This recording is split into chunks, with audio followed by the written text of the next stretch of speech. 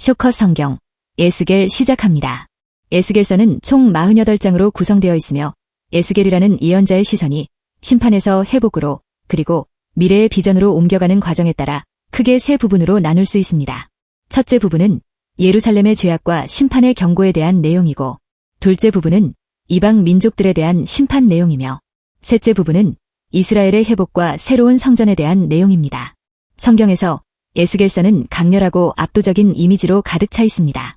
마치 초현실주의 화가의 그림을 보는 듯한 느낌입니다. 4가지 생물과 번뜩이는 바퀴, 마른 뼈들이 살아 움직이는 환상은 어렵고 낯설기까지 합니다.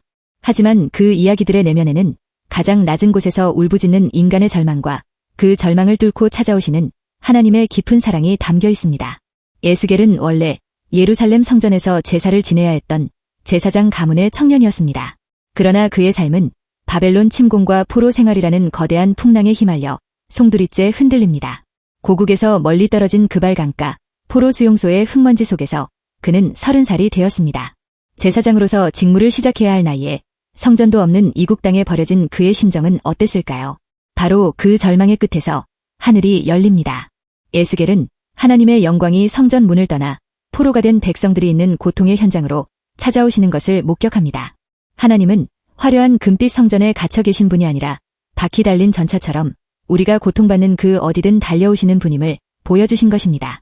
이는 오늘날 우리가 겪는 삶의 시련 속에서 하나님은 지금도 우리와 함께 계시는가라는 질문에 따뜻한 대답이 되어줍니다. 에스겔은 단순히 위로의 말만 전하지 않습니다.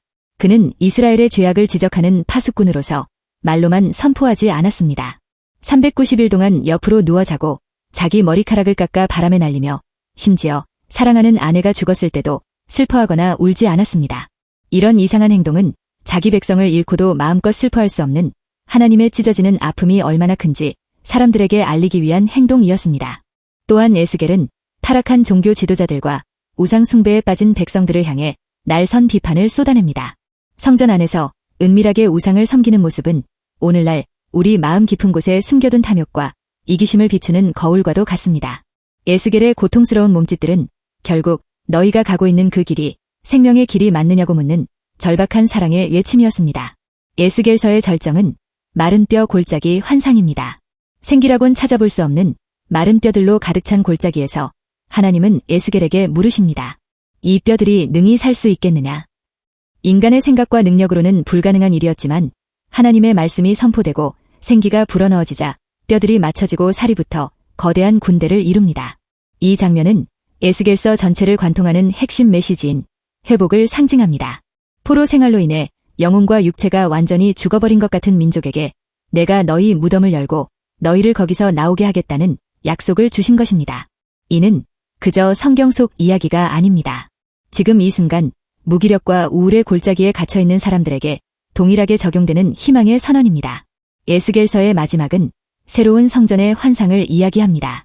인간의 죄로 인해 떠나셨던 하나님의 영광이 다시 성전으로 돌아오고 그 문지방 밑에서는 생명수가 흘러나옵니다. 이 물이 닿는 곳마다 죽었던 바다가 살아나고 물고기가 번성하며 나무들이 열매를 맺습니다. 그리고 이 긴 여정의 마지막 문장은 이렇습니다. 그날 후로는 그 성읍의 이름을 여호와 삼마라 하리라.